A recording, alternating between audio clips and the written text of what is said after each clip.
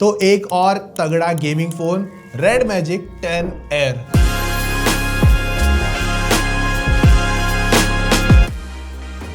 Air basically हल्का light weight red magic के हिसाब से, क्योंकि देखो एक्चुअली मुझे तो ये कोई पतला फोन लग नहीं रहा है। एक तो इसमें 6000 mAh बैटरी है जो कि बहुत अच्छी चीज है, पर जो ये पतलापन बोल रहे हैं या एयर बोल रहे हैं मुझे तो नहीं समझा, क्योंकि मैंने इससे भी बहुत पतले फोन देखे हैं और इससे भी बड़ी बैटरी के साथ में। तो आई थिंक सो ये रेड मैजिक के हिसाब से पतला और एयर वाली कैटेगरी में घुसता है, बट मेरे हिसाब से उस कैटेगरी में तो घुसता नहीं है। बट एक चीज बहुत ज्यादा अच्छी है, 45,000 के अंदर स्नैपड्रैगन 8 Gen 3 गेमिंग वाइब पूरी, टच एयर ट्रिगर्स हो गए, गेमिंग की हो गया, फुल व्यू डिस्प्ले हो गया, और भी बहुत सारी चीजें इंटरेस्टिंग आती है इस रेड मैजिक 10 एयर के साथ में। और बाकी ये फोन इंडिया के अंदर लॉन्च नहीं हुआ है, एज ऑलवेज बाहर से हमने इसे जुगाड़ करा है और आप लोगों के लिए बाय करके मंगा लिया है। और लेट्स सी, देखते हैं ओवरऑल ये है कैसा। तो अगर अनबॉक्सिंग एक्सपीरियंस देखते हो तो ऑलमोस्ट सारी सब कुछ चीजें आती है, बट अगर फोन का लुक देखते हो तो मेरे पास व्हाइट वाला कलर है जो पीछे से अगर देखते हो, जो कि ग्लास बैक के साथ में आता है। और ये है ना, अगर आप ध्यान से देखोगे तो एक बार आपको है ना, थोड़ा तो नहीं बहुत ज्यादा वाइब अगर निकाल के देगा सैमसंग गैलेक्सी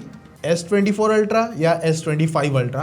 मोस्ट ऑफ मुझे उसी तरीके से देखने मिला था। फर्स्ट हाथ में भी देखा था ना तो यही फील हुआ, S25 अल्ट्रा ही लग रहा था, क्योंकि इसके कैमरा मॉड्यूल्स भी कुछ उसी तरीके के हैं। हालांकि इसमें एक है ना लाइट आती है जो कि मेरे हिसाब से तो ठीक ही है, मतलब अच्छी गेमिंग वाइब तो निकाल रहा है, पर रियल लाइफ में ना बहुत ज्यादा ऐसा ना चीप सा फील करवा रहा है। मतलब वो वाली वाइब जो पुराने रेड मैजिक्स में आती थी ना, वो नहीं है। और इसके अंदर जो गेमिंग पंखा होता था ना, जो कूलिंग करने के लिए, वो इसमें तो बिल्कुल नहीं है, वो उड़ा ही दिया यहाँ से। बाकी साइड के आपको मेटल एल्यूमिनियम फ्रेम मिलते हैं और यहीं पर आप एयर ट्रिगर्स देख सकते हो, touch air triggers basically, volume plus minus, lock button, ऊपर की तरफ आयर ब्लास्टर, माइक, और ये जो रेड कलर का डेडिकेटेड गेमिंग की आता है। नीचे की तरफ टाइप सी 2.0 ही है, वरना मोस्ट ऑफ ये लोग 3 पॉइंट वगैरह दे देते थे, बट इसमें इन्होंने कट ऑफ कर दिया। बाकी ये फोन उतना ज्यादा हैवी तो नहीं है, बट स्ट्रॉन्ग फील जरूर निकाल के देता है। ऐसा लगता है कि कुछ गेमिंग मसाला जरूर पकड़ के रखा है। बाकी ये जो मैजिक की बटन है, बेसिकली आप इसको कस्टमाइज वगैरह भी कर सकते हो, लाइक कैमरा और ऐसी 2-4 चीजें हैं जहां पर ये काम में आता है। वरना ये जो रेड की बटन है, ये आपको बेसिकली डायरेक्ट होल्ड करोगे तो आपका गेम स्पेस में चला जाएगा और वहां पे पूरी गेमिंग वाइब बेसिकली निकल कर आएगी। बाकी ये जो टच सेंसिटिव बटन्स आते हैं, एयर ट्रिगर्स, बेसिकली गेमिंग को लेकर एक टाइम में इनकी बहुत अच्छी वाइब थी। मुझे नहीं पता इंडिया में इतना ज्यादा इनका क्रेज तो नहीं है, और अगर जब ये थे भी तो इतने ज्यादा लोग यूज नहीं करते थे, और चाइना में शायद लोग यूज करते होंगे, तभी वहां पर ये बार बार ये चीजें देते हैं। अब पता नहीं कितना ज्यादा काम का है। टच रिस्पॉन्स जरूर अच्छा है, लेकिन जिन लोगों को आदत है वही खेलेंगे, वरना उतने कुछ काम की चीज तो है नहीं। बाकी ये जो RGB लाइट है ना पीछे, जो फ्लैश होती है, फ्लैश के अंदर ही बेसिकली वहां पर आप कह सकते हो कस्टमाइज है।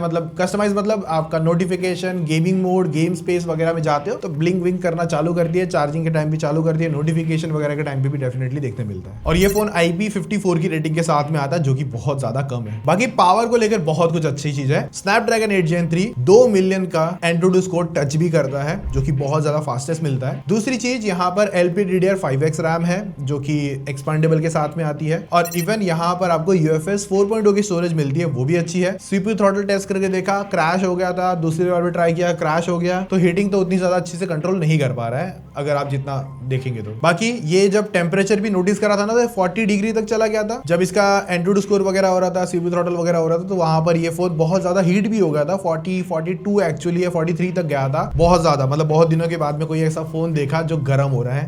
तो ये जो गेमिंग पंखा यहाँ पर इन्होंने रिमूव करा है, उसके रिजल्ट देखने तो जरूर मिल रहे हैं। बाकी देखो, इस तरीके के तगड़े गेमिंग ऑप्शंस जो इंडिया में लॉन्च नहीं होते, मैं आप लोगों के लिए बाहर से इंपोर्ट करवा के बाय करके मंगाता हूँ, ताकि आपको ऐसा क्रेजी टाइप दिखा सकूं जो इंडिया के बाहर भी लॉन्च होता है। और भी ऐसे ऑलमोस्ट 4 फोन है और या उससे ज्यादा जो इंडिया से पहले चाइना में आ चुके हैं, कुछ उसमें इंडिया में लॉन्च होने वाले हैं, और वो मैं आपको दिखाने वाला हूँ। कुछ iQOO के फोन्स है, कुछ और दूसरे ब्रांड के फोन्स है, तो बहुत जल्दी उनकी वीडियोस भी देखने मिलेगी। ये हॉनर का एक फोन है, कौन सा है कमेंट में बताना। बाकी 6000 mAh की जायंट बैटरी है, जो कि बहुत अच्छी चीज है। 80 वॉट का चार्जर है, फास्ट है, इनफ है, और इवन यहाँ पर फुल 100% होने में समवेयर 55 to 60 मिनट के आसपास का टाइम लेता है। बाकी अगर गेमिंग देखते हो तो ये फोन BGMI पे तो फिलहाल 90 FPS से निकालता है, और अगर मैं इसका सिंपल कंक्लूजन दे दूं तो गेमिंग में चीजें पॉजिटिव है, मतलब आप 90 FPS तगड़ा एक्सपीरियंस ले सकते हो। TDM में हो गया, एरांगल पर भी आपको अच्छी परफॉर्मेंस मिलती है 90 FPS में। इवेंट पर भी आप देखोगे तो FPS अच्छे खासी तरीके से रहते हैं, पर मैं ये कहूंगा इसका long term detail gaming review अगर आपको देखना है तो वो गेमिंग पाठशाला पर वीडियो अवेलेबल है, चेक जरूर कर लेना ताकि आपको और ज्यादा चीजें बेटर वे से पता चल सके। बट मेरे हिसाब से यहाँ पर गेमिंग में चीजें अच्छी तरीके से परफॉर्म करवा देता है, बट हाँ गर्म जरूर हो जाता है, ये चीज ध्यान रखना। और पबजी में तो 120 FPS आता है, आपको अगर इसका 120 FPS वाला भी टेस्ट देखना होगा तो वो गेमिंग पाठशाला पर आप देख सकते हो। बाकी गेमिंग में जो चीजें आती है, गेम मोड आता है, बहुत सारी चीजें उसमें आप बूस्ट वगैरह कर सकते हो, TX क्रॉसहेयर हो गया, कुछ ऐसी इंटरेस्टिंग चीजें आती है। VC चेंबर कूलिंग भी अच्छा खासा बड़ा दे रखा है, बाईपास चार्जिंग का ऑप्शन है, एलगाटो सपोर्ट नहीं है क्योंकि 2.0 मिल रहा है type C, that's why. 5G वगैरह का नंबर अगर देखोगे तो 5G वाईफाई वगैरह ठीक है, कनेक्टिविटी ठीक आती है। और दूसरी चीज ट्राई बैंड वगैरह भी सपोर्ट करता है, VNR भी सपोर्ट करता है, इवन 28 सेंसर्स है और इन डिस्प्ले फिंगरप्रिंट स्कैनर मिलता है 3D अल्ट्रासोनिक वाला, जो कि एक अच्छी चीज है और अच्छी तरीके से रिस्पॉन्स भी निकाल के देता है। 6.8 इंचेस का flat FHD plus AMOLED display आता है 120 हर्ट्ज रिफ्रेश रेट के साथ में। 1600 निट्स की पीक ब्राइटनेस यहाँ पर हमको देखने मिलती है, जो कि इंडोर ब्राइटनेस और आउटडोर ब्राइटनेस मतलब हार्श सनलाइट में भी अच्छी तरीके से विजिबल रहती है। और यहीं पर अगर आप देखते हो गोरिल्ला ग्लास 5 का प्रोटेक्शन है, नेटफ्लिक्स पर HDR का सपोर्ट तो नहीं है, यूट्यूब पर 4K HDR का कंटेंट प्ले कर सकते हो। 60, 90, 120 हर्ट्ज की एडेप्टिव बेसिकली रिफ्रेश रेट वाला होता है, मतलब ऐसा 1 हर्ट्ज तक नहीं जाता, 60 रहता है, 90 रहता है, 120 रहता है। स्क्रीन टू बॉडी रेशियो भी यहाँ पर ठीक है, बेजल्स भी यहाँ पर चारों तरफ से इवन देखने मिल जाते हैं, लेकिन यहाँ पर आपको मिलता है इसमें अंडर डिस्प्ले कैमरा, मतलब अगर आप पूरा डिस्प्ले सामने से देखो ना फुल व्यू देखने मिलता है। जो बेसिकली फ्रंट कैमरा है ना डिस्प्ले के नीचे है, और जब आप कैमरा बंद करते हो तो वहां पर वो पिक्सल के थ्रू मर्ज अप कर देता है। अब अंडर डिस्प्ले कैमरा है तो एक बात तो श्योर है, कैमरा की परफॉर्मेंस सच में अच्छी है कि नहीं, कैमरा वाले पार्ट में पता चलेगा। मल्टीमीडिया वाली बातचीत काफी अच्छी है, स्पीकर अच्छा है, और इवन जो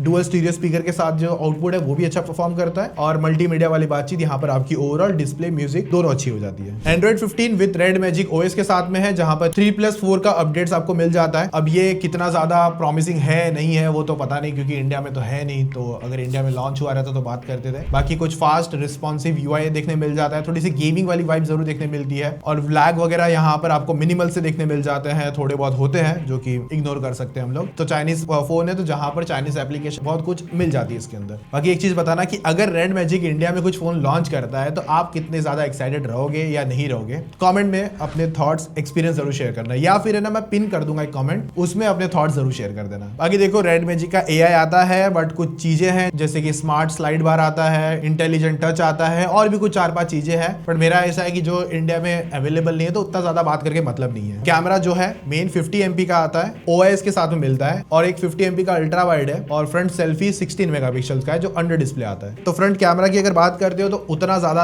अच्छा तो नहीं है, बिल्कुल अच्छा नहीं है, ग्लेयर अजीब सी क्वालिटी आती है जो, और फ्लेयर वगैरह तो बहुत आते हैं, तो सेल्फी तो बिल्कुल अच्छा नहीं है। मेन कैमरा पर अगर आप नॉर्मल मोड पे हो तो वहां पर जूम कर सकते हो, और वहीं पर अगर आप पोर्ट्रेट मोड पे जाते हो तो वहां पर आप जूम नहीं कर सकते, और इवन मल्टी फोकल लेंथ वगैरह भी नहीं मिलता, जो कि बहुत ज्यादा अजीब लगता है देख के। 8K 30 FPS की वीडियो ले सकते हो, बट कौन लेता है आई डोंट नो, 4K 60 वगैरह तो कर ही लोगे। बाकी फ्रंट में 1080p 30 FPS मिलता है, तो एक नॉर्मल आउटपुट निकाल लेता है, और फ्रंट में तो वैसी क्वालिटी अजीब है। तो कैमरास को जिन लेके नंबर है वो पहले भी ठीक ठाक ही थे, अभी भी ठीक ठाक ही है, एज सच कोई ज्यादा इंप्रूव तो नहीं है। तो ये फोन परफॉर्मेंस के हिसाब से टारगेटेड है, कैमरा वगैरह के हिसाब से उतना ज्यादा टारगेट नहीं है। सो अगर फाइनल बात करें 45,000 रुपीज का रेड मैजिक 10 एयर कितना अच्छा है, मेरे हिसाब से परफॉर्मेंस अच्छी थी, लेकिन हीटिंग्स भी देखने मिले जो कि इन्होंने पंखा निकाल दिया उस वजह से। जो RGB है वो भी थोड़ी सी ठीक ठाक ही लग रही है, और इन हैंड फीलिंग बहुत अच्छी है, और जो कैमरा है ओके सी था, कुछ खास तो था नहीं। OS भी इतना कोई ज्यादा तगड़ा नहीं है। बाकी आपको रेड मैजिक 10 एयर कैसा लगा है? पतला तो बिल्कुल नहीं लग रहा है मुझे, आपको कैसा लगा है जरूर बताना, थॉट्स ओपिनियन कमेंट में जरूर दे देना।